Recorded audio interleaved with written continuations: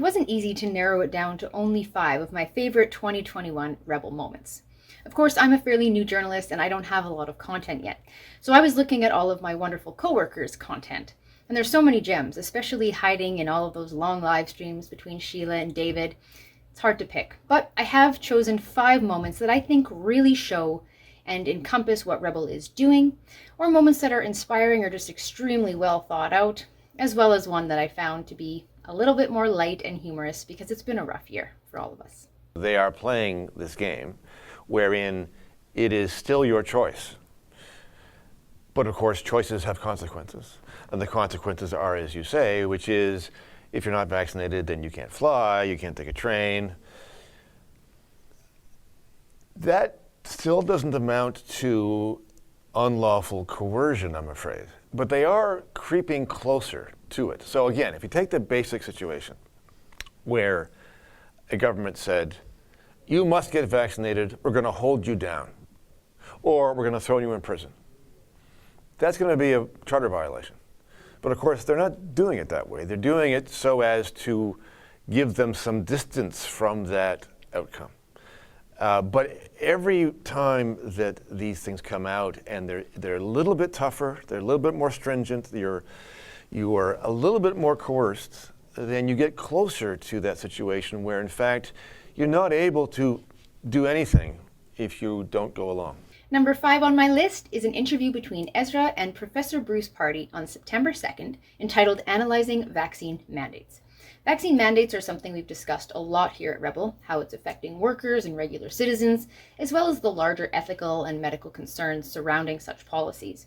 This video is done so well. Professor Pardy is extremely intelligent and he explains and articulates the arguments against these mandates really well. For any of you that are struggling to have these discussions with friends and family, that might be a great resource for you. You aren't a bad person for demanding evidence. You aren't a bad person for trusting your instincts. And you aren't a bad person for wanting to think for yourself. In fact, the opposite is true. If you are worried about a loss of justice, if you are worried about what kinds of lives will be possible for our children, if you want your country back, the country that was once the envy of the world, then now is the time to act. There is no reason to wait. There is no luxury or excuse to wait. We need you now. Now is the time to call your politicians and write to our newspapers. Now is the time to protest. Now is the time to challenge and even disobey our governments. As Margaret Mead said, never doubt that a small group of thoughtful, committed citizens can change the world. Indeed, it is the only thing that ever has. Number 4, Julie Ponessi's Faith and Democracy series speech from November the 3rd. Now, all of her speeches have been amazing, as well as all of the other interviews that she's done. But that 18-minute speech from November 3rd is one of the most wonderful, humanity-focused, sweet, logical pieces that I would be comfortable sharing with pretty much anybody I know, including people that aren't wanting to get into this nitty-gritty COVID discussion. So please do check it out and share away. I may not agree with Avi. I may at times find his reports almost comical. But he also allows Victorians freedom of speech, which is important during these times and important during lockdown. I certainly commend the petition to this House. Thank you, Dr. Cumming, for your brave and public support. And for the record, I also find myself pretty funny at times. But seriously, thank you. Number 3, the video of the MP giving a little bit of credit and some kudos and standing up for free speech for Avi Yamini in Australia. That's just a given. That's a rare win, a rare gem for journalists, free speech, and reporters everywhere. So of course it made my list. We just don't see it, especially in Canada. No one to Nazi style! No one to taser me, kill me! Do you have any questions about what's going on? Bye, Daddy. Bye, guys. Okay. Number 2. This one is not a specific video. It covers everything that was covered in Alberta regarding the persecution of Christian pastors, covered by both Adam Seuss as well as Sheila Gunn Reid.